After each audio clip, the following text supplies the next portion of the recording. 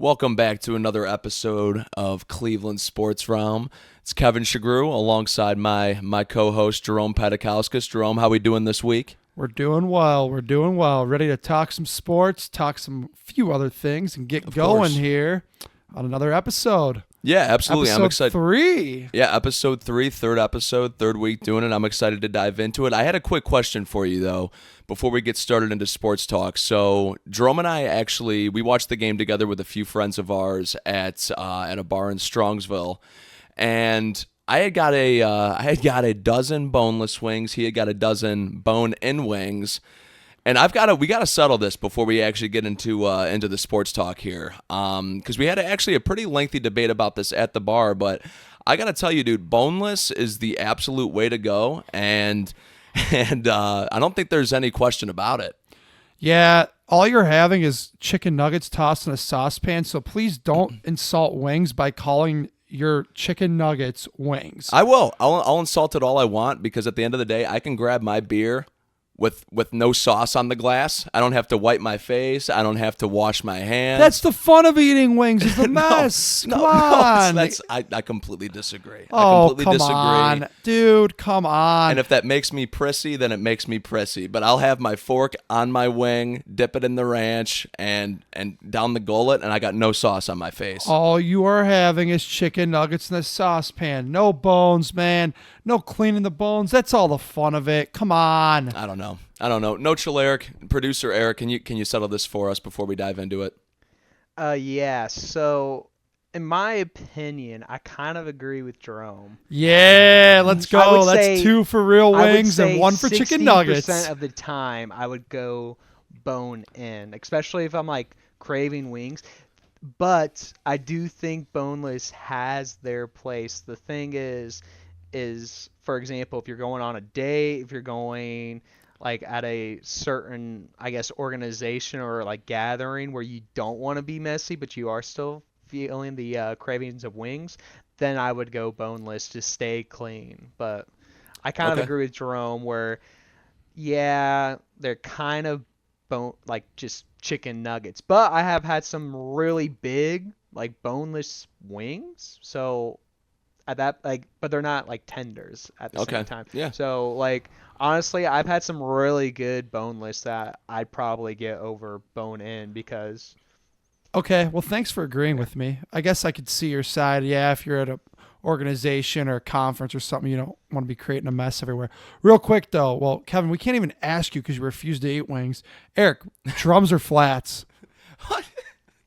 What? For wings, drums or flats? Oh, it's flats. It's flats. When I eat them with my hands, it's flats. Flats. You haven't had real wings in probably 10 years. The heck do you know? No, it's flats. I'm one of those people who'll take it and just pull it off the bone. Okay. So, like, I get it. I'm a drums guy, but I know a lot of people who. I like drums too. I mean, just it's like a mini little turkey leg. Yep. Sure. All right. Well, all right. Chicken nugget boy. Bones or drums or flats? I already said flats. All right. Flats all day. It's easier to eat. All right.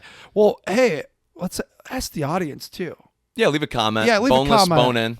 Boneless, bone in. Drums and flats. I'm curious about that too. Yeah, and reason why. For those of you who actually eat wings and not chicken nuggets, drums or flats. All right. Let's dive into this. All right, let's go. Here we go. So this week we're going to start with some NFL talk. And Kevin, first of all, the Browns 35-14 losers on Sunday. Yep. Boy, if you looked at the box score and you didn't know the score, you would have thought the Browns won by 3 touchdowns. Jameis Winston played really well on Sunday. Yeah, Jameis Winston played really well. I do want to say, before we dive into the actual analysis of the game, I couldn't have been more wrong. I want to get this on the front end. I apologize to everybody that listened, that got their hopes up from me guaranteeing a win. I honestly was feeling comfortable going into that fourth quarter, but that 21-0 shutout in the fourth kind of ruined it for us, and couldn't have been more wrong on that, but also couldn't have been more right about the Taysom Hill outing. Yeah, you did say Taysom Hill was going to be a factor in that game. I didn't really see that. So we'll get into this in a little bit here, but I think it means that Justin Fields could be a big piece of the Steelers offense this week. If they're willing to put Taysom Hill everywhere, I know I've talked to a few Steelers fans who say they've been using him in more different packages like that. So I think we could have a little, specialty package of Justin Fields on Sunday. But let's get there in a little bit. Sure. Let's finish recapping this game. Browns, as we said, 35-14 losers. Jameis played well. They didn't score enough points, though. Dustin Hopkins and the entire special teams unit failed them, besides Corey Bajorquez, because he's been great all year. Yep. But again, the defense, and my question is lack of effort. Is Kevin Stefanski starting to lose this locker room? Because Juan Thornhill, no offense to him, looked like he was going through a Sunday jog through the metro parks to chase down receivers on 2 different occasions. Yep. One was blatant on a touchdown. Long touchdown, too. And it's frustrating because then you see guys like Denzel Ward playing their hearts out. I mean, this guy's been concussed 800 times. He's an all-pro corner. He's a guy who's guaranteed a spot if he doesn't play hard. Dude, he forced a fumble, interception, was great in run defense. I mean, so where are you with this team? Are they quitting? Are half the guys quitting? Because it's hard to tell. So this is a message to the entire Browns locker room and to the Browns coaching staff, to the players that called out the fan base a few weeks ago, to the players that aren't showing any effort out there. We do not hate you because you stink. We do not hate you because you stink. We hate you because you're not showing any effort and you've given up on the entire season. My favorite Browns teams of all time, some of my favorite Browns teams of all times, were the 2010, 2011 Browns that were 2-8, that were 3-7, that were busting their ass, pardon my French, for the city and for the team. And we've got Juan Thornhill making $36 million, half-assing it down the sideline. I'm done. I wanted Colt McCoy diving for the end zone while we're 2-7. I need Josh Cribbs weaving his way through defenders and diving catches, and DeQuell Jackson laying the boom when it's 2-7. I'm done with this team right now. Wow. Okay. So, I could see that. So, listen, it's frustrating. It's really frustrating because, again, like we said, they played okay on offense, but the bottom line, they don't score enough points. And I saw, stats on Twitter this week. The expansion Browns had more 20-point games than these guys do. So there's a lot to unpack here. And boy, I think this takes us into this upcoming, tomorrow night's game. Is somebody going to get fired if they lose tomorrow night? Because it's the mini bye. It seems like it'd be the time to do it if they're going to do it. I hope something happens. Really? I'm sick of them just staying content with everything. They stayed content with Deshaun for 6-7 weeks when the entire fan base knew that it wasn't working. I'm at a complete loss for words for where they're at right now. It genuinely feels like we've hit rock bottom, and we've gone 1-31. We had an 0-16 season, and it feels like it's the absolute. I don't even know. I don't even know what to say. Well, listen, I think they're not going to fire anybody. I think they probably should. Somebody's got to go via this, and for some reason, I have this weird feeling that Ken Dorsey's going to be the scapegoat. He's going to be the fall guy. I think he's the first to go. If they have another awful offensive performance tomorrow night, somebody's got to go, right? It's the mini bye. This is a chance where they didn't do anything at the real bye week. This is getting really bad and really hard to watch. Yeah. But the only reason that gives me hope, I'm going to contradict myself here because I have a little bit of hope because that they could be the Steelers because no matter how bad they've been, they always seem to play the Steelers tough at home, not in Pittsburgh. They always seem to get annihilated down there. But at Huntington Bank Field now, or whatever you want to call it, they seem to always play the Steelers tough at home.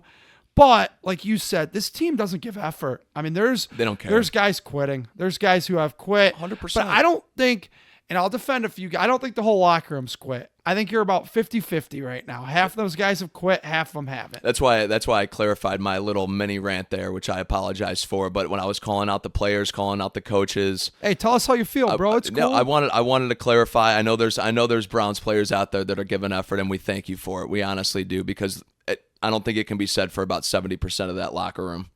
Wow, you think that much is given up? Are you watching the same team I am? Yeah, I am. I'm curious. Yeah, I'll say Jameis Winston's given effort. Nick Chubb obviously given effort. I think Jerry Jeudy chooses when he wants to give effort. I agree. Judy picks and chooses. But 100%. we kind of knew that coming in. Yeah, we did. We heard that from people in Denver told us that. Yeah, and what did we do? We gave him $50 million Right, to pick exactly. and choose when he was going to try. I think Njoku's still giving effort. Yeah.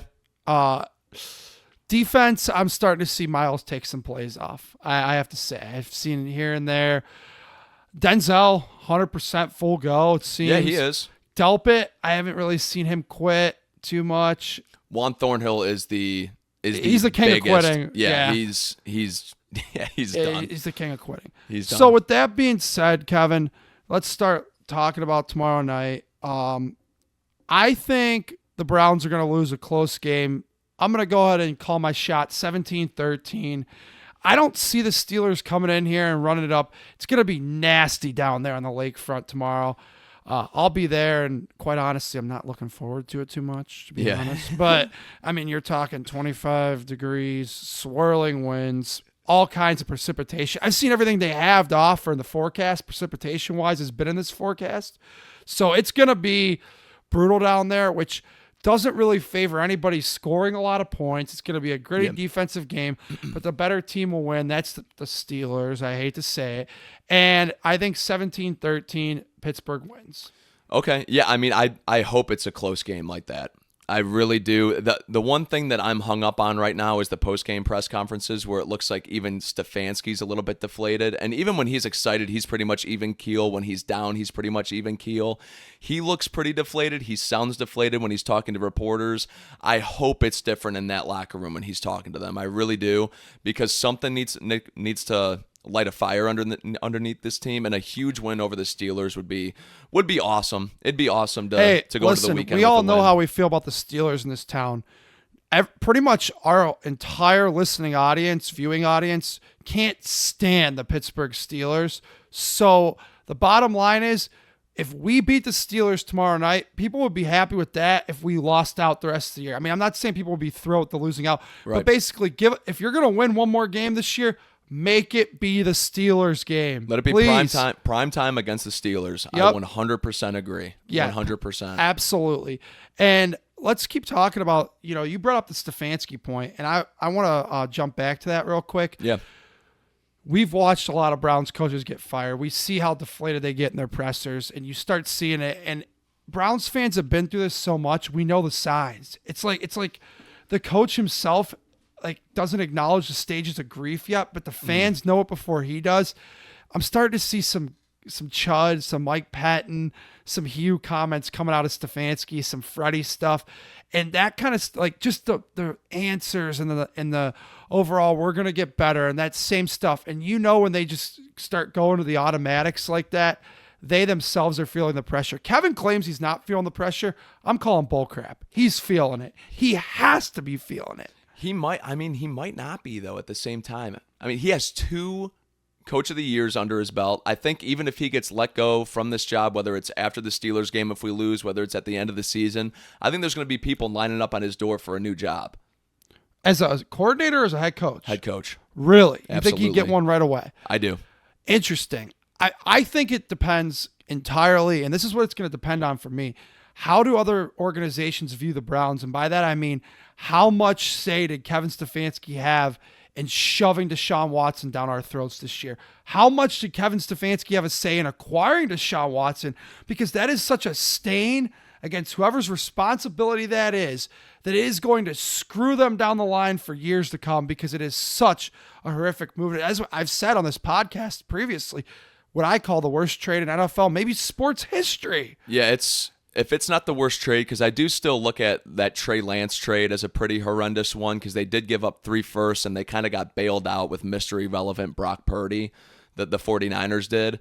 If you're combining trade plus contract, I don't think there's any question at all. I think it's the worst move any franchise has made in the history of any sport, to be quite honest. To me, it all depends, because if people view this as Barry's fault entirely, I agree. Stefanski will be picked up immediately if he's let go. There's also reports saying that the Browns might give these guys a mulligan year. Albert Breer of Monday Morning Quarterback said that he's been told that the Haslams are still in the process of evaluating, but they think potentially that because these guys have had some success here, and it really hasn't been that great overall. Only playoff win that we've had in our lifetime. Yeah. This regime's had it. Right. But you can't compare the Browns being so bad against themselves. Let's compare them to other NFL franchises too. It's not that great of a successful run. It's really not, but it's just better than anything we've known. So is the franchise going to act on, well, we stunk so long and these guys have stunk less, or wow, we're not even close to where we should be? It's a great point, because that's actually the same exact reason that this organization even decided to move on from Baker in the first place. Right. That was the same exact reason, was that we didn't want to compare his tenure here to the previous 20 years almost. We wanted to compare the previous him to 10 million quarterbacks. Yes, we wanted to compare him to the NFL. We wanted to compare him to the NFL and not our previous poor history. And I think you have a point there, actually, when it comes to comparing this regime amongst the NFL as opposed to our previous regimes. The only thing is, I don't want to move on from who's proven to be a very good head coach. And going back to your point of the mulligan year, 2022 was the mulligan year. We had a $230 million quarterback that sat 11 games. Right. That was our mulligan No, year. And I they signed up agree. for the mulligan year. It's not like he got hurt. They knew he would be suspended. I agree with what you're saying. I'm just telling you what I heard, from Albert Breer, who's pretty plugged in among NFL, insiders. Yes, I'm just countering that. No, I agree with you. So we'll have to see. I mean, we have a lot more time, down the next month and a half to talk about this. Whether, we'll know. We'll probably figure it out by that point, whether they're going to keep him or not. But then again, it's the Haslams, and boy, have they thrown us for a lot of different loops over their 12-year stewardship of this team. Gun to your head, is Stefanski here next year? I think so. I think so, too. Is Barry? I think so. And I don't like that. Yeah. Listen. We talked about it last week, but if you were to pick one, it would obviously be Stefanski, but at the same time, you don't want to force the shotgun marriage. They've done that too many times before. They've done it plenty of times. Yep. And it's never worked. Hopefully, Jimmy's learned from those mistakes. I don't know. But again, not saying, look, the Browns have so many big problems, but it can put a big Band-Aid over everything tomorrow night if you beat the Steelers at home on national TV. It's going to make everybody just at least feel better. It'll be a nice week and a half. Yeah. It'll be a nice week and a half after. Absolutely. And the thing that's going to make everybody feel worse is Sunday you're looking at it and, you guaranteed it. And you looked on par for 3 quarters. We're tied at 14 in the fourth quarter. These guys just said the hell with it. At least 50-50 through 3 quarters. But I mean, these guys literally said the hell with it. And if Stefanski continues, the one reason you asked me gun to my head now, I'd say, yeah, that could change in a few weeks, because if these guys continually quit like they did in the fourth quarter on Sunday, and that was a quit, we talked about it. 100%. Then I think the more and more ownership watches what the fans watch, and you keep seeing these guys quit, it's going to be awfully hard week after week if they keep quitting for him to retain his job. But hopefully they don't tomorrow night. As much as the Browns have hurt both of us over the years, we both try to keep pretty positive about them. So let's bring the good vibes and hope for a win tomorrow night. We probably both don't see it coming, but come on, Browns. Give us something to be a little bit happy about. Yeah, give us something to root for. Give us some passion out there. Give us some big hits. Even if it's a penalty or two. Set the tone out there. We want to see a physical battle. We want to see you guys want to win. Exactly. And hopefully, I've seen some really bad Browns teams in the past, way worse than these teams.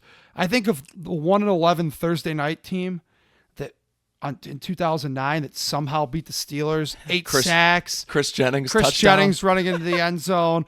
Marcus Bernard had a day. I think 3-4 sacks. Josh Cribbs, 180 rushing yards. Like, they need something like that tomorrow night. Like, some type of spark. Like, they need like a Josh Cribbs. I don't know who it's going to be, though, but and that's not my job. I'm not the coach, but they need something like that. Or even the 2012 Browns. I mean, they forced 8 turnovers. Still only won the game by 6. You're forgetting, though. This is going back to the very start of when we started talking. Those were completely different teams in the sense of wanting it. They stunk. I'll give you that all day. They were bad teams, but they wanted to win. I mean, you had teams. I mean, this was later. This was 3, 4, 5 years later, maybe. You had Joe Hayden crying in the locker room because he wanted to win so bad and they couldn't do it. These players are grabbing their stuff and walking out. Yeah. It's a completely different team right now. They're hard to root for. I wish they were easy to root for, but they got an orange helmet on. They'll have white on brown. They probably have brown on orange tomorrow night. That's typically what they do at home. No, I think tomorrow night's when they're wearing the white helmets. Regardless, they're going to wear brown, orange, white. Whatever. They'll all be on the uniform. I'll be rooting for them. It'll be hard, but I'll be rooting for them. Yeah. All right. Well, one last thing I want to talk about this. We've been hearing, different things about this in a, Steelers takeover tomorrow night. Okay. Yep. And typically it hasn't happened like that in a long time. I remember going to a game when I was very young where it felt pretty 50-50. But the last couple of years, the Browns fans have done a good job keeping the Yinzers out of the stadium. But you see the ticket prices, and boy, I fear Steelers takeover tomorrow. I think we're going to see a lot of rags waving, and I really fear that. And it's never really happened in the past. Well, it has, but it's been a long time since it's happened. I just hope we don't see it, but I fear it's coming heavy. I mean, they're 8-2. They didn't expect to be 8-2. I think even with the crappy weather and, all the other factors, coming to Cleveland, it's usually a hostile environment for their fans to come into. I think they put all that aside, and I think there is a takeover tomorrow night. I think the only thing that can save us is that it's a Thursday night game. I think that's the only thing that can save us. That's a lot of people got to work point. Friday. So I'm with you, though. I think it's going to end up being a lot more yellow towels than we want to see.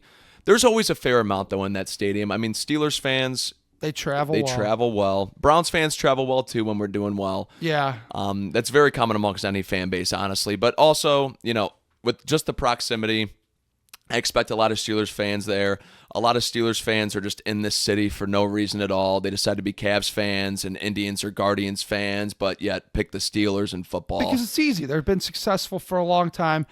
And I hate saying this as a Browns fan, but we still do have that little brother where we hate them so much. We hate them, but at the root of it is, I think, a little bit of jealousy. There's absolutely a ton of jealousy. They've had, since Big Ben left, they've tried out like 3 or 4 quarterbacks above 500 every year. It doesn't matter. Yeah, and they've had some bad ones. Kenny Pickett, Mason Rudolph. But now they seem like they have an okay one in Russ. So, all right, Browns, just try to get a win tomorrow. Let's move on here. Kevin, We're rooting for you.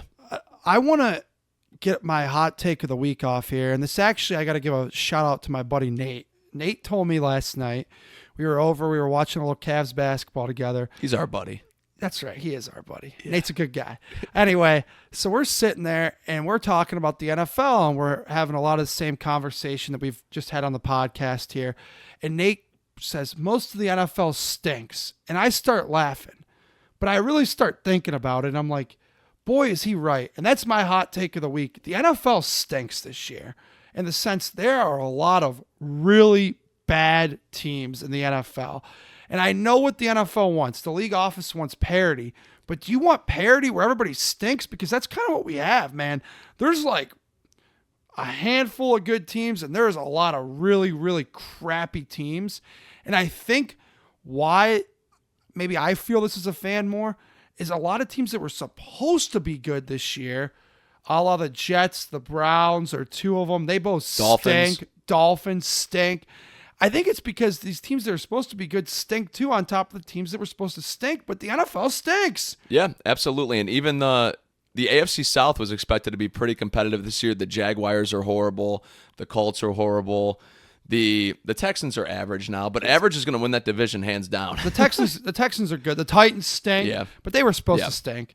But boy, a lot of teams stink, and I think the NFL might have a problem here because, well, you always want team, I'm losing my train of thought. Okay.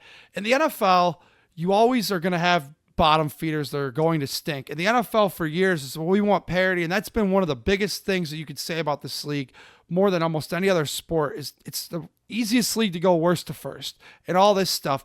But if you have a bunch of parity of teams stinking and sucking, then what good's the parity? Yeah, the parity's not good at all at that point because all the parity is fighting for the number one pick, and then when you got 14 teams that you feel pretty confident are going to make the playoffs, and then obviously when it gets to playoff time, anything can happen. But yeah, I mean, parity-wise, when it gets to playoffs, it's going to be the Chiefs, it's going to be the Ravens, it's going to be the Bills. Which actually, who do you think out of that bunch in the AFC specifically? Because right now, Chiefs are kind of more defense than they are offense, which is pretty surprising. Weird. Yeah, it's very surprising. I actually think this might be the year that the Ravens actually start to make noise in the postseason. Typically, they're either a first-round exit or they'll win one game, then they're out. I don't really see a weakness in that team, and I feel pretty confident in the Ravens come playoff time. See, I think this is Buffalo's year. And the Okay. reason why I say that is because they've had a lot of pressure on them the last few years. Look, they had they went through the diva receiver with Diggs, and they had a lot of pressure, and people talk, this is Josh's year. And then this year, a lot of people were like, you know what, I'm waving my white flag on Buffalo. They're not gonna stink, but they're gonna be, average. They're gonna be just okay. And People also thought that the Dolphins were going to come and compete. They also thought that Rodgers being healthy with the Jets, they were going to compete. They thought the AFC East was going to be way more of a dogfight than it ended up being. I heard preseason predictions of people calling that the best division of all time. That division stinks. It's horrible. Buffalo's running away with it and can literally probably have it wrapped up in like the next 2 to 3 weeks. Yeah, I don't think that's out of the question at all. The only reason I think the Ravens, if the Ravens are facing the Bills, I actually think I feel confident with the Ravens just because of how physical that defense is. But also Lamar, we've talked about Lamar Jackson being way more of a runner than a passer, and that's been the most frustrating thing with me watching him since he was drafted in 2018. It's made me not a believer in him for 6, 7. This is 7th year in the league. I've never been a believer in the guy. And now his passing is like incredible. I think he's got 25 touchdowns to 3 picks. He's completing the passes at a high rate. They have a huge weapon in the backfield now with Henry. I just feel like that team is so well balanced that come playoff time, with the playoff experience that team has too, and that Lamar has, I think it might be the time that they finally get it over the hump. You make really good points on everything. Thank you. And I really agree with a lot of what you say, except the playoff thing. I still think Lamar Jackson's going to crumble in the playoffs. Something just gives me a feeling he's just not going to get it done. Real quick, though, Harbaugh Bowl, Monday Night Football this week. Yeah. Which brother are you taking? Give me John. Yeah. I feel confident in John. The Chargers have been a great story this year, though. They really Jim have been. Harbaugh had a lot of success at the NFL level. I think that's why teams were so interested in him. We knew wherever he was going to go, he was going to get the team to play hard and figure it out and improve the team. And that's precisely what he's done in Los Angeles. Yeah, absolutely. And even when he, like you just said, when he was in San Francisco, they obviously went to a Super Bowl, and it was rigged for Ray Lewis as the lights went out at halftime. They had to get the momentum shifted back in Baltimore's favor. But yeah, Jim Harbaugh, great coach. John Harbaugh, obviously a great coach. I think it's going to be a great game. I'm actually excited to watch it Monday night. Yeah. And I'll be rooting for the Chargers, obviously, but I think the Ravens will end up pulling it out. Yeah, I think so too. I agree. Well, maybe if you're right about the Ravens, the one thing the Browns could walk away from the 2024 season, they beat those Ravens, so good for them. They did. Yeah, they did do that. One good thing they've done this year. Well, let's switch gears here, and it's time to talk about the National Basketball Association. And we are actually recording a night later than we have the past 2 weeks because we could not pass up last night's big-time NBA matchup between our hometown Cleveland Cavaliers heading to Boston. Boston unfortunately pulls it out 120 to 117, and I tell you what, it ended up being a really good game, and I think if had the Cavs been healthy, they might have won. Yeah, I think so. I never want to look at it and talk about the what-if factor because we had plenty of chances in that game. Darius Garland had his worst showing by far this year. Played absolutely horrendous. I didn't even feel confident when he had the ball in his hands. Typically, 3 of 21. Yeah, Sorry to cut you off, but it was that poor. I had to get the numbers out there. Yeah, it was his worst performance of the season, bar none. It reminded me of him against Boston, coincidentally or ironically, however you want to look at it. It reminded me of him against Boston last year. And Donovan kind of had to go into takeover mode at the end there. Evan Mobley actually played pretty well. He still has those moments that frustrate you in the post where he's not physical enough or he loses the ball and can't finish, but he played well. I thought a lot of people played well. Sam Merrill, had a great job for just randomly starting at the last second at the 3. I thought he held his own against Jaylen Brown and hit down some big shots to bring us back into that game. We were down over 20 at one point, if I remember correctly. I believe 21 was the biggest difference. Yeah, and all hope was looking lost, kind of, and they made a run, and it seemed like even the announcers, it kind of stunned the announcers. They were just kind of talking about, just basketball as a whole, what was going around the association, and then all of a sudden it was like a 12-point game, and they're like, oh, Cavs got the ball with a chance to bring it to within single digits, and it was a cool comeback story for the Cavs. They're never out of it. They were never out of it last year either. They're a fun team to watch. They held their own with the defending champs. I think even though they lost, it proved that they're a big boy team this year. Absolutely. I agree. And I think Boston was ready for him. Boston played really hard last night. And boy, one difference was you can't expect them to shoot the lights out of the 3 ball like they did last night every game. But boy, did they over 56% from the 3-point range. I mean, my goodness. Yeah, they're not going to shoot 56% from 3. I mean, consistently. Darius Garland's not going to shoot 3 of 21 consistently. There's a lot of things that overlap. Also, George Niang and Craig Porter aren't going to take over the game like they did last night either. So, boy, thanks for bringing that up because I almost forgot, but I'd be remiss if we didn't mention that those guys were excellent off the bench. And Kenny, not by choice, but by necessity, had an 8-man rotation last night. And boy, did his bench show up big for him. Craig Porter, 15 points. George Niang felt like he was everywhere, hustling, giving them second chances and all that. And I thought they, again, like you pointed out, they played really well and they proved to Boston, hey, we're here. Yep. And we're ready to play. And yeah, we might not have all the key cogs that we're going to have coming at you later down the line, but they played tough. And even with all the pieces missing, they gave Boston a really good run for their money. And I think the important thing was when they were down 21, they didn't lie down and quit. They came back and they never could get the lead, though. They cut it to 2 multiple times and never could get that lead. I think the only lead they had was 2-0. I think Mitchell got that floater to start the game, and they never had the lead again. No, I think you're 100% right. One other thing I wanted to point out, we've talked about this, and I just want to give us a chance to both vent our frustration on this. This podcast, I'm going to look right in the camera, we can't stand watching Jason Tatum play. And maybe it's just because it's us being Cavs fans, but the consistent arm bars are so obnoxiously annoying to watch. And I don't mean to sound like a Cavs whiner, but boy, I mean, other teams got to be getting frustrated with this too. I mean, it's constantly this when he goes with the left arm to dribble with the right.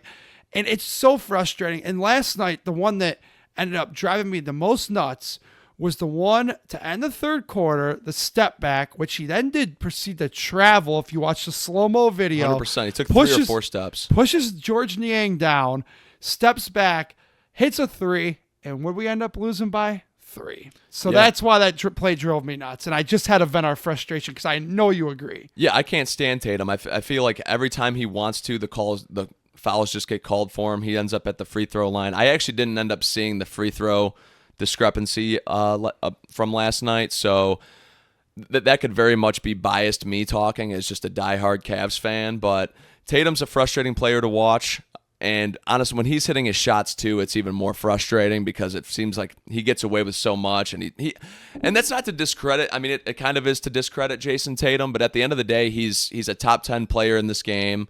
And you do have to respect him when you're facing him. We definitely missed Isaac Okoro last night. Even though he probably would have been lined up on Jaylen Brown and Mobley would have taken over that Tatum role more so. We're definitely missing Dean Wade. I think some of that changes with those players guarding them.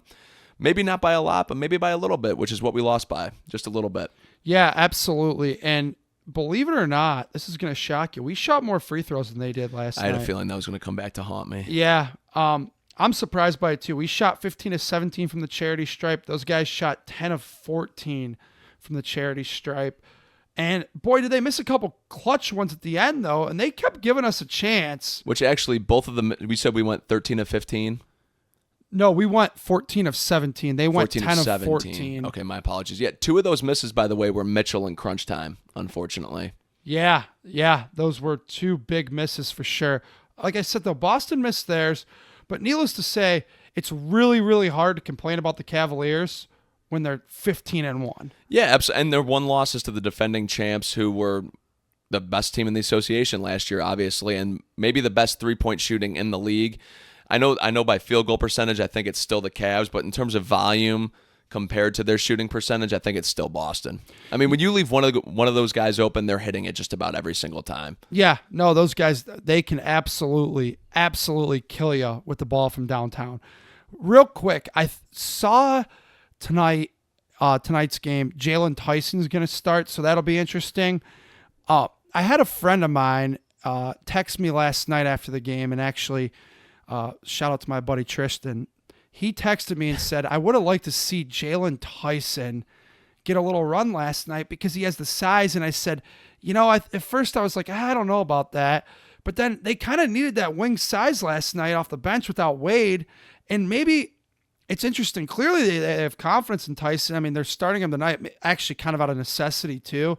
Maybe they didn't think he was ready for that game and didn't want his first game to be against Boston. But just thought it was an interesting point that he had made to me.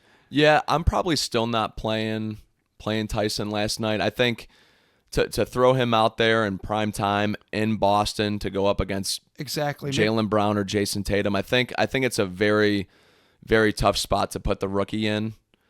I mean, he's only going to learn with experience too, obviously. So I mean, I get the point of trying to put him out there and face the big boys. I just much rather have that first time going up against those guys in Cleveland, where you've got the crowd working in your favor and most likely the momentum of that game as well. Yeah, absolutely. And tonight's game will be interesting because, like we said, I mean, the Cavs have a lot of guys sitting out, and so does New Orleans. So you're seeing a lot of backups playing tonight. So, let me guess, Zion's out. Oh, yeah. Oh, yeah. As always. The Cavs at least still have 3 of the regular starters. Mitchell, Allen, and Mobley will start tonight. Okay. So that should be a win. It should be a win. I hope when this releases at 8 a.m. that we don't have another loss in the column. Yeah, absolutely. Let's shift gears here and look at the NBA landscape overall. Okay. I saw that you had made the point to me, back to the West dominating the East. That's the era you and I grew up in, where the West was so much better. You look at the top 6 teams in the West. Number 6 right now, Phoenix, with 9-6 record. Then you go to the East, and it's Miami with a record under 500. You look, Cleveland, Boston, Orlando's 9-6, New York's 8-6. Those guys wouldn't even be they'd barely be cracking the top 6 in the West. Kevin, to your point, it's back how we grew up in our childhood in the early to mid 2000s. The West is significantly better than the East in the early going here. Yeah, it's funny. I saw somebody tweet out, and I wish I could credit who tweeted it out, but the Cavs are at the top of the East, and the Warriors and Thunder are at the top of the West. Are we back in 2016? Yeah, it's very interesting. I mean, there are some real bad teams in the East. I do want to actually give credit where credit's due. Speaking of just great West teams right now, the Houston Rockets have kind of come out of nowhere this year. They've kind of accumulated all that young talent, and it seems like they're hitting the first stage of their prime, like the first year of their prime together. And they're the 4th seed in the West right now, and I could see them being kind of like that Cavs team from a few years ago that's just too young to really make any noise, and then the offseason going after whatever big fish ends up demanding a trade or whatever rumors start swirling to try to complete that core. Yeah, absolutely. That's a good point. And they kind of... You saw last year show a few signs. They signed Fred VanVleet. We know how good he is. He's a perfect point guard for a young team like that. Yeah. And so you start seeing a few things come together last year. And like you said, this year in the early going, the pieces all seem to be, everything seems to be trending in the right direction there in H-Town. Yeah, Sengun's obviously a stud as well. I absolutely love him. I haven't seen a lot of Jabari Smith. How good he's played, I don't know. He's not been too great to start the year, I don't think. Gotcha. Well, Jalen Green's obviously coming around because he's a huge piece of that team. He's a huge scorer. And, yeah, the Rockets are a fun team to watch right now. Yeah, absolutely. And to your point, Jalen Green averaging 19.7 points a game right now as I pull it up in front of me. Sengun, 17.5 points a game, adding 11.1 rebounds a game on average. Those two guys are definitely probably the leaders in the room. And then, of course, absolutely, Fred VanVleet, like I pointed out, big piece of that as well. But, yeah, you look at the West, I mean, Golden State, Oklahoma City, Lakers, and then look at the East. Like I said, it's Cavs and Boston, everything kind of Now, when what's all said and done, I think the Knicks will be good. I think I do too. Indiana will play a lot better than they are right now. I think Orlando's there to stay. I don't really have much confidence in Miami. I don't think they're any good. I think with Jimmy Butler, Bam Adebayo, I think the roster's too good there. The players are too good there. They're too experienced, I should say, in order to not at least make a play-in run to sneak into the playoffs or even just solidify themselves as like a 6 seed. I think that team's too good to not make any noise. Well, talk about a team that's been a consistent playoff threat for the last handful of years. Kevin, the Philadelphia 76ers are 2-11. Tyrese Maxey's calling out Embiid. Embiid's calling out the fans. Embiid's calling out the city. Are things too far gone there? They're 2-11. Can they still turn it around, or is it too far gone? I'm going to go ahead and give my opinion first. I think they're past the point of no return. And unfortunately, as we see what happens in the NBA so often, Nick Nurse is going to be the guy who's going to have to pay for it, but they're done. They'll end up blaming Nurse for it, absolutely. And it's quite frankly, it's not fair. It's not fair at all. I'm actually very happy to see what Tyrese Maxey did, because he basically said clearly what everybody in that locker room was feeling towards Joel Embiid, where he just thinks he's too good to really do anything. Be criticized, I should say. He basically said, yeah, not playing back-to-backs. Well, guess what, Joel? I went to work 5 days in a row this week. You can go to work 2 days in a row. It's not that hard, buddy. I promise you. Your legs aren't going to give out on you. It's a frustrating thing, too, even from the outside looking in at Philadelphia. Kind of what they went through in terms of building what they built. They went through a lot of horrible years, stacking draft picks, drafting talent, a lot of talent that didn't work. You had the Nerlens Noel, the Jahlil Okafers. You finally draft Joel Embiid. He sits out, 2 years at the start of his entire career? His rookie year was his third year, I believe. Okay, yeah, I know he sat out at least 1 year. I couldn't remember Ben Simmons, if it was 2. Another guy who stinks, but we can get into that at another time. We can get into that another time. At the time they drafted him, though, Ben Simmons was a good player. I still think he's a good defender and a good passer, a good rebounder. Doesn't give you much on the scoring, but that's, like you said, a conversation for another day. Now they draft Tyrese Maxey, who wasn't even like a lottery pick. Like at the end, when they were already good, they drafted him, and now he's the leader in that locker room. It's got to be frustrating if you're a Philadelphia 76ers fan. It has to be. I mean, overall, can we look back on it and say the process failed? Because remember, that was the whole thing. Trust the process, the process, the process. The process has failed. They haven't got out of the second round. It's failed miserably. It hasn't even just failed. It's failed miserably. Now, you're at the core era of this. After all you traded for James Harden, too, that didn't work. Now you got to go to, like I said, thank God for them that Tyrese Maxey ended up actually being a good player, or else I don't even. And they're still 2-11. They're still 2-11, and it's a frustrating time to be a Philadelphia 76ers fan. And honestly, to your point, with how good the Cavs are now, with how good the Celtics are now, what makes them ever think they're going to get to past the conference finals ever with what they have built right now? I don't even know if they're going to qualify for the playoffs. I mean, they are. It's still early on. It's only 13 games in for them. They've still got almost 70 to go. So I'm sure at some point they'll go on like a 4 or 5 game winning streak, kind of bring the hope back up, and they'll see. I mean, people forget too that first year of LeBron's second stint here, I think we were 20-19, 19-20 the first 40 games in. we were very average, very pedestrian. And then they finally clicked. They finally figured out how to use, LeBron, Love, and Kyrie together, and they turned it on. So I'm not gonna completely write the 76ers off, but it's definitely, the seat's getting warm for a lot of the people there. And I think if this continues for another 10, 15 games, you could see some harsh decisions made. Well, here's the thing too. I think the idea of going to get Paul George, so you take a old over-the-hill superstar who's still a star but not a superstar in Paul George, and you compare him with another guy who never wants to play in Joel Embiid, and that was your solution. I forgot to even mention Paul George. Horrible idea. And like you said, thank God that Maxey's there, but Maxey's got to feel the weight of the world on his shoulders because there's not much around him. Yeah, and even from his perspective, he might even think like it's kind of over here. In the terms of what they have built there, I think he might even be feeling the pressure of like, this might blow up soon, considering how bad we are with the amount of talent that we have, all the money given to all of those players, and you're 2-11. Yeah, sucks to be them. We're Cavs fans, so too bad. Yep, too bad. Too bad. All right, well, that'll wrap it up for NBA talk. Let's move into a little MLB talk. Give some shout outs to our guys on the All MLB team. First teamers, Jose Ramirez, Emmanuel Clase, both well-deserved. Both well-deserved. Clase put up the best reliever season I think I've ever seen in my lifetime. I'm happy that he was pitching for our team. And Jose Ramirez just continues to be the best third baseman in baseball. I think that was a no-brainer as well. We love having these guys on our sides. I know the playoffs didn't treat either of them particularly too well. Yep. But at the end of the day, we love them. We're happy they made the first team. And yeah, I'm excited for it. I'm excited to have those two guys repping us. Absolutely. And Gold Glovers, Andres Jimenez, they should just name the American League second baseman Gold Glove trophy after the guy.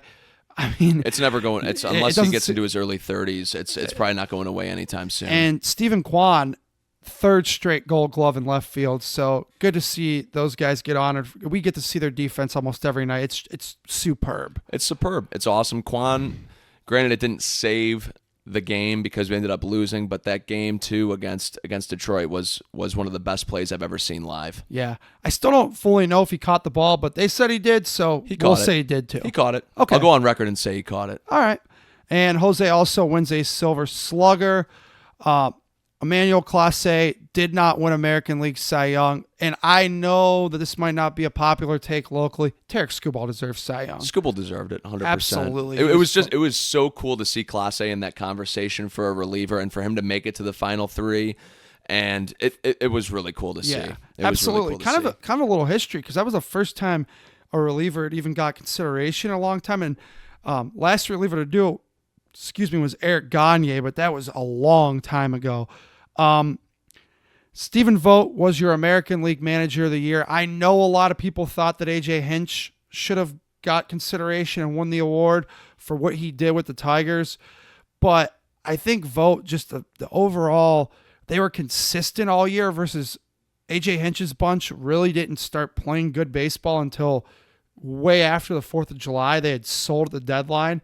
So I think that voters, the people who voted on this award, considered the entire season versus where the Tribe Guardians got off to a crazy good start and then just played 500 the rest of the way. And also, Vogt doing it as a rookie, I think, is why he ended up ultimately winning the award. Yeah, I think so. And obviously what happened in the playoffs with him as well, speaking about playoffs that probably didn't treat a manager that well either, just with the criticism coming from the fan base and kind of his quick decision-making in the playoffs, which will come with time. I'm not too worried about it. He was phenomenal this season. It's essentially the same exact team that we ran back from the previous year, and we made it this far.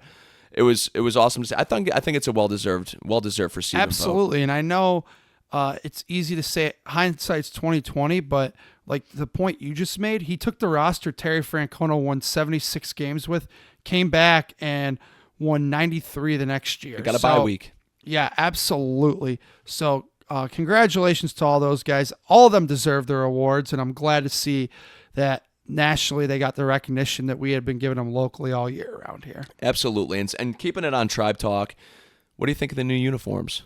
Oh, I liked them. I do like them. I like the new blue ones the best. I do too. I like those ones a lot. I don't know if I'm a huge fan of. I loved the red ones, and I know the red ones didn't change too much. They just kind of basically changed the angle of where it says Guardians.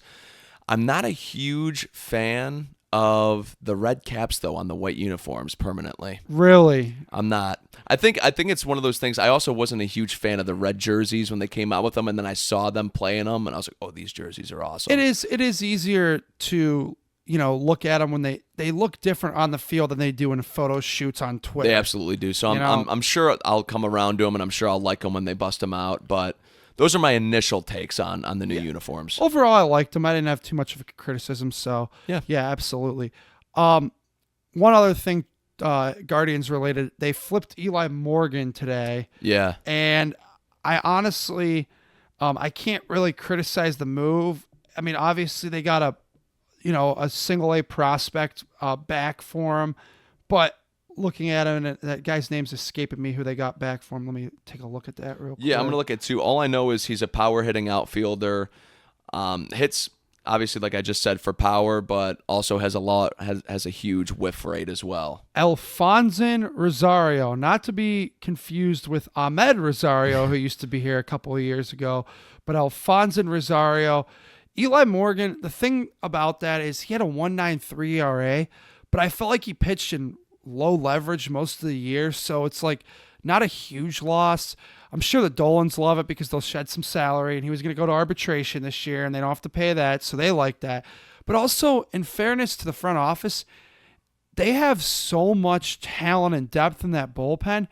It's not even a sure thing Eli Morgan was going to make that bullpen this year with everybody healthy. Yeah, so you might as well get a prospect for him, see if the prospect works out. I don't hate it at all. No, I don't either. And for the Cubs, they needed better relief help.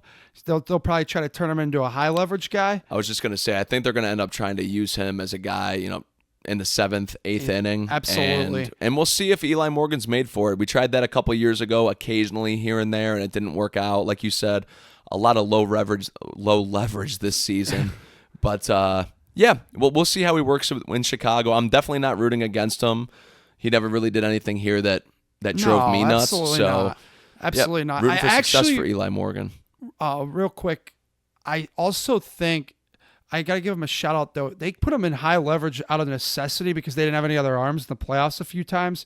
And he actually came through a couple times. So maybe he's up for it. If he was up for October, he should be up for high leverage regular season. And I don't know if you remember this, but I'm going to give this to you. A little fact for us. We were at Eli Morgan's first career start. Yep. It was we had club seats. Torrential downpour. Yeah. I mean, winds. They ended up canceling it. He got lit up. And I remember Terry Francona said, I'm not going to judge a kid off 60-mile-an-hour winds with, raining. And the game ended up getting suspended. The Blue Jays, I absolutely dominated us that night. But I didn't know if you remember that. I'm glad you did. That's kind of absolutely. funny. We had club seats. I think we were with a few other people that did not have club seats, though, if I remember correctly. I didn't sit in the club that night. So you might have been with a couple other people. Maybe it was you. I was some of the people who didn't have club seats. Maybe that we night, went buddy. together. That would have been me. Differently. Probably pregame together a little bit. Yeah, that sounds about right. Yeah, absolutely. But yeah, I just thought that was funny. I thought of that today, so I have to mention that tonight on the podcast. Okay. What would you like to go to next there, Mr. Stroop? Yeah, so I think at this point, that not too much that we can talk about with the Tribe, obviously, just because we're not in season. The offseason hasn't really started too much yet. No. But we've got a couple huge college football games. I kind of wanted to dive into the rankings with you for a little bit again for the third week in a row, because I ended up getting into a debate with a couple coworkers. One of them is one of our best buddies, Landon. Yes. We got into a debate about how the college football rankings are decided. And obviously it's very opinionated. There's some facts that go into it, like, your strength of schedule and your win-losses and stuff like that. But kind of wanted to dive in, look at some of the big games this week, and then we can wrap it up. So let me pull up those rankings one more time. Obviously, I know Ohio State at 2, Oregon 1, Texas 3, Penn State 4. The big debate that we got into was Indiana at 5. Now, do you agree with the Hoosiers holding down a top 5 spot? Yeah, absolutely. I mean, first of all, credit to Indiana and Kurt Cignetti. He's brought them literally out of nowhere, right? And they haven't lost a game yet, and they're in a Power 5 conference. I mean, they are in arguably the second best conference in college football behind the SEC. They're in a mega conference in the Big Ten, right? Because the two mega conferences now are the SEC and the Big Ten. Exactly. And they haven't lost a game. I get it. They haven't played that many good teams. I get it. They only beat Michigan by 5. But at the same time, they still are in the Big Ten and have not lost a game. So until they lose, hopefully the Buckeyes, I think it will be the Buckeyes on Saturday, until they lose, they deserve to hold that spot. They haven't lost a game, and they're in where they're at. I agree, and especially because the rankings aren't official. Well, next week, they're not going to be ranked 5, no matter what. If they beat Ohio State, they won't be at 5. If they lose to Ohio State, they won't be at 5. So this 5 is almost just like I don't want to say a pre-ranking, but it kind of is. It's kind of, are they actually a top 5 to 10 team? We'll put them right there. We'll see if they can hang with the big boys. If they can, they're going to jump up. They're going to jump up to probably 2, maybe 1, honestly, being undefeated. And depending on the win against Ohio State. But I think Oregon's got that number 1 spot on lock no matter what. But yeah, I 100% agree with you. I think the Hoosiers are fine at 5, and let's kind of dive into these these big games here. Obviously, we can start with, since we're on the topic of the Hoosiers, let's start with Indiana coming into Ohio State. I saw it's almost a 2-touchdown spread in favor of the Buckeyes. How you feeling confident in this game? As a Buckeye fan, I do feel confident. I think they'll end up winning by 10 to 14 points. And the reason I say that, it helps being at the Horseshoe, like you pointed out. And not to mention it, right now it sits at 13.5 is where the spread is. Yeah, so basically almost an exactly right, almost touchdown. 2 touchdowns. Yeah. And also, even though Indiana is undefeated and Ohio State has a loss, Indiana didn't have to play Oregon yet. Ohio State did. Their only loss is number 1 in the country. Ohio State also has a win at the time against number 4 in the country in Penn State. So in Ohio State, not to be, as you like to say, an arrogant Ohio State fan, they're Ohio State. Okay, so like they naturally, until Indiana's Indiana, like they've come out of nowhere. So Ohio State deserves the respect because they have the history built behind them. And I do think Ohio State's going to win, although I'm worried about the offensive line a little bit. Seth McLaughlin, starting center, tore his Achilles today. That news came out today. It's a rough blow. That's a big loss for a team that's offensive line that kind of already is not normal Ohio State offensive line standards. So that is a little bit worrisome. And I think they're going to have to adjust to that a little bit. We'll see how things go. But again, the center is like the heartbeat and literally, no pun intended, the center of your offensive line. So when you lose your center, that could really mess things up, especially with Will Howard. I mean, he's been with them all year. I mean, so that's tough, right? But I think minus that and everything, all things considered, I think Ohio State still ends up winning by 10 to 14 points. But I don't think they absolutely cannot overlook the Hoosiers. Like, under any circumstances, like they got to be ready to play, and Ryan Day has to have them ready to play because this is another big game for Ryan Day and another big spot for Ryan Day, and he's got to come through and deliver because you can't let Indiana, first year really good and forever, or to come in and beat you. Yeah, I mean, the Hoosiers have played spoiler for the Buckeyes before a few years ago. I believe it was the Urban Meyer era. So we're talking about 2 different eras amongst these teams. See, I think you're thinking of Iowa or North. I don't think Didn't Indiana. They play spoiler? Or at least it was an incredibly close game. I think it was like 51-45 or something. Yes. They've played the Buckeyes tough before. They have played the Buckeyes tough, but to my recollection, and I could be wrong on this, somebody could fact check me, I don't think Indiana's beat Ohio State since like 1988. Okay, never mind. I know the game you're referencing though. Yeah, okay. I think we're talking about the same game. I just had the result flipped, but I remember that being a huge shootout game that nobody was expecting it to be. Granted, like I said, 2 completely different eras of these football teams.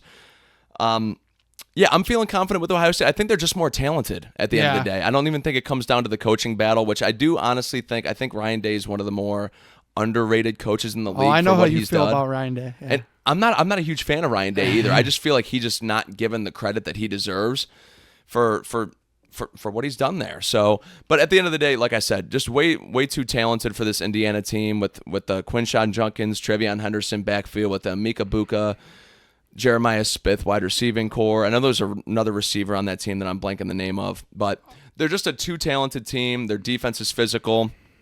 I think I've got the Buckeyes by, I think that spread's just about perfect. I'm going to say 2 touchdowns on the dot. Yeah, absolutely. And like we said, Will Howard will probably have to be ready to be a little bit more mobile with, offensive line. And already this was not a great Buckeye offensive. Like we've seen some really good Buckeye offensive lines where we've seen three guys get drafted in the first round, something like that. This is not that offensive line to begin with.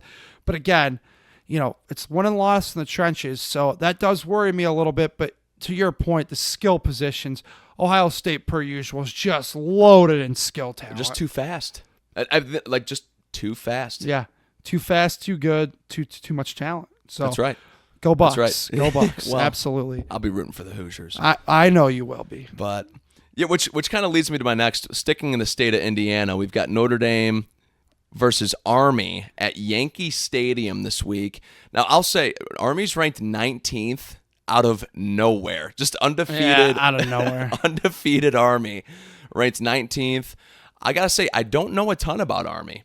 I know they're probably going to do the typical, Navy, Air Force, run the ball a lot and hope to Triple option? Exactly. Those armed forces schools They love the They triple love option. it. Yeah, absolutely. So that's probably what I'm expecting. Like I said, I don't know how Army runs their offense, but that's kind of what I'm expecting going into this game.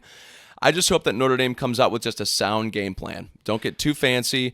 Run Jeremiah Love. Jeremiah Love's been great all season, and they just haven't used him enough. I hope Riley Leonard, as long as he doesn't turn the ball over, it should be an easy Notre Dame win, and go from there. Well, the one thing that you could be secretly rooting for Ohio State, you know why? We jumped the Hoosiers. Oh, yeah. Oh, yeah. So you're going to be a little bit of a closet wanna know Buckeyes fan this week. Well, we want to know that we're the best college team in Indiana. All right. Fair enough. This week. We want to be ranked ahead of them next week. So honestly, yeah, that's, you know what? Those armed forces schools are tough, though. They're juggernauts, and congratulations to Army. I mean, like you said, 9-0 out of nowhere.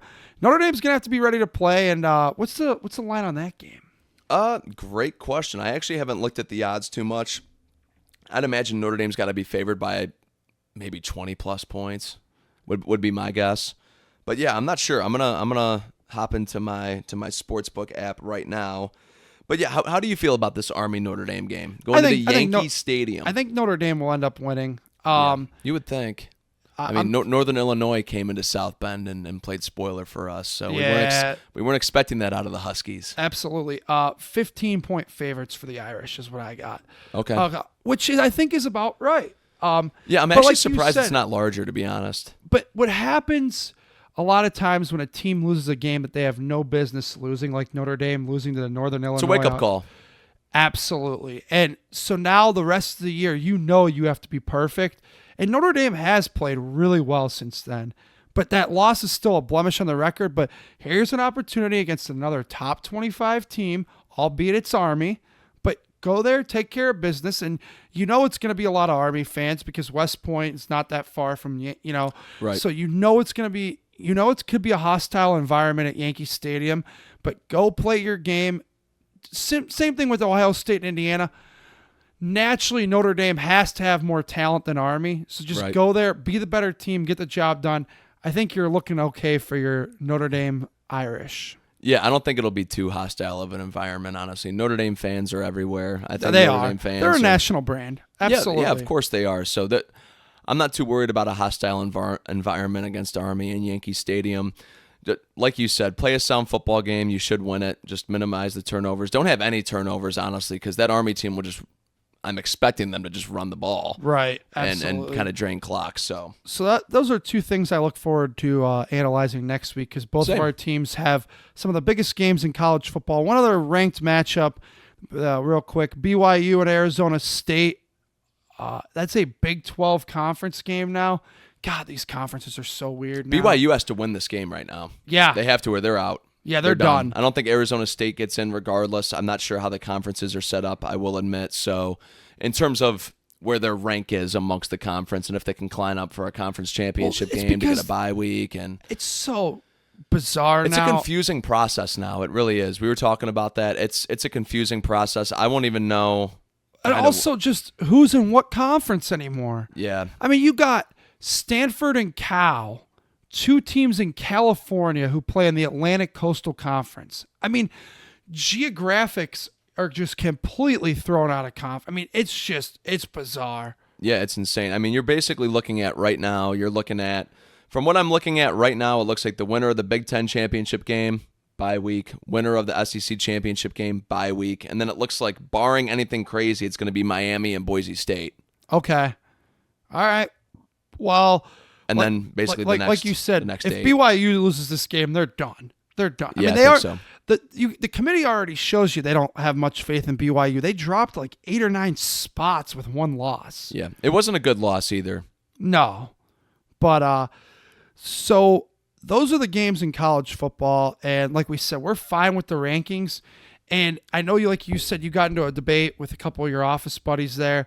Listen. And one of them being my friend too as well. But listen, man, if you beat a team head to head, you deserve to be ranked higher than them. Especially with the same record. That's why That's why our friend, he's a very big Georgia fan, and he feels like he should be ranked ahead of Alabama or Ole Miss or both of them.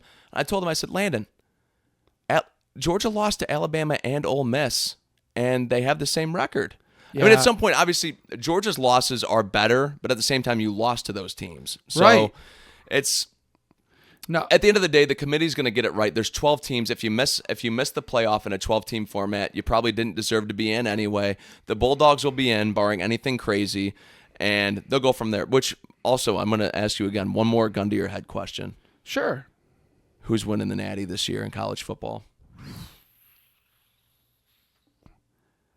Let me just be a homer. Ohio State Buckeyes. Bring us our first in 10 years, baby. I'll say this: I think Ohio State's probably a top 2-3 team for me. If I were to gun to my head pick one, I think they're in the top 2 or 3. I still, for some reason, think Alabama's going to do it this year. And it's not the Alabama of old. I just have a gut feeling the talent that they have and the physicality that they play with, the luck that they get. I think Alabama might do it this year. I hope not. I hope they don't either, but I hope it's the Fighting Irish. Yeah, absolutely. Well, I think we're just about ready to wrap things up here. Yeah, that's about all I wanted to touch on this week. All you wanted to touch on, I believe, Yeah, as well. I think we covered a wide array of topics this week, and Absolutely. it's been a lot of fun doing it with you. And I will say real quick, comment on the episode, tweet us at CLE Sports Realm, message us questions or arguments that you have. You could either agree or disagree with us. We won't be offended. And be sure to like or favorite this podcast. Hit us with the follow. Definitely turn on those notifications if it helps you not miss any episodes and us be able to grow. And we appreciate all the support that you guys give to us. So thank you so much. Yeah, go Browns, go Cavs, go Guards. Absolutely. And for Eric, for Kevin, for myself, have a good week. Peace out, everybody. Peace.